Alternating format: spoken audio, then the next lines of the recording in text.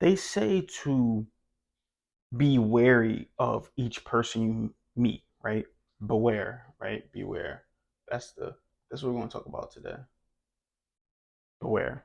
They say beware of the people that you meet.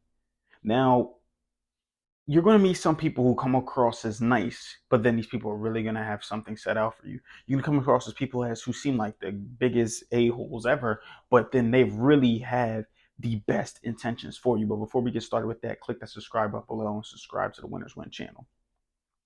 But they say beware, right? Here's my take on this, right? And it's my take. It's always been my take on anything that I do. And I always say to do this regardless, whether you're in a relationship, whether it's business, whether it's whatever it is, right? There's something, I think of it just like the legal system, right?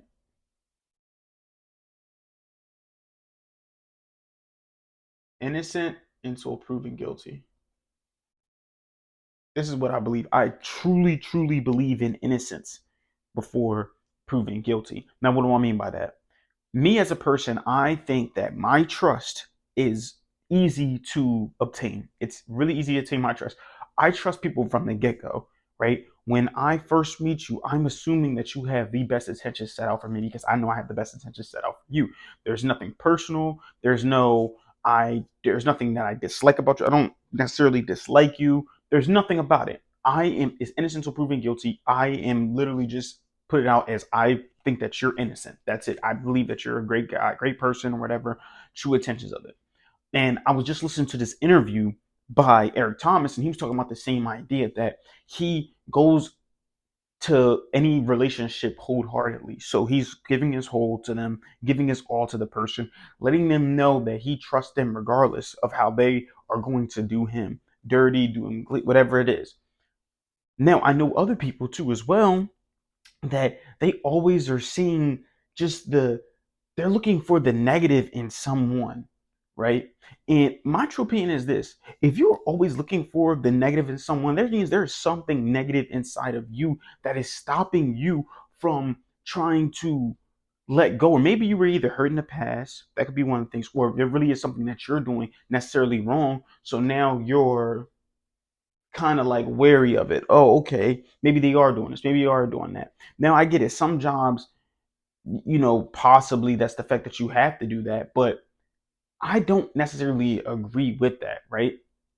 And I even tell this with sales, and let me connect this back to sales too as well. Sales techniques that I tell um my reps, right? I tell them this, right? I tell them to pitch everything. I don't care if you're old as whatever or you're young as whatever, right? I tell them to pitch every single thing every single time because and have them give you a reason why they don't want it. Try to overcome that objection. Don't try because try means you're trying not to do it. Overcome that objection. Keep overcoming objections until they get it or they don't. Eventually, there's just so many objections. They're just, I'm not getting this today, right? But I always say pitch everything every single time because you never know, right? Do not set a one person side from the next. It goes into the same concept. I know it sounds crazy, but it definitely does go into the same concept as innocent proven guilty. You have to go with your best foot forward. When you go into a relationship, if you go into a relationship with the idea that this person is going to do you dirty, then they're probably going to do you dirty. Or the relationship is doomed to not last anyway because you already come in with those intentions. But if you come in with pure intentions, you come in with the idea they didn't do anything to you. Your imagination is running wild and making things up. Then they're going to then they're going to naturally be better for you. Now, I'm not saying nothing's going to happen to you, right? That's life. That's the only thing that's consistent in life is that something is going to happen to you. But I can say this: they're going to be a lot better, and then eventually there it's going to be an idea of something happens if it does or if it doesn't. Then you can decide how to do it. Then that trust is broken. Now you can act wary of that person, but you cannot put everyone into the same category. Like I said, it's with relationships. It's even with business. Like I said, with sales, you should be pitching to every single person. You never know who's going to say, yeah, okay, I'll do it. You should be pitching to every single person every single time. I don't believe in this idea of just be wary of everyone. I don't believe in that idea. I think that's just BS, right? For lack of better terms. Because how can you be wary of someone else if you don't even know this person? How can you be aware that this person is not innocent? How can you just assume they're guilty? How can you not pitch them something because you don't think they're going to get it? You're assuming they're not going to get it. How can you do that, right? That's what I mean. But there is a level of skepticism, right? Or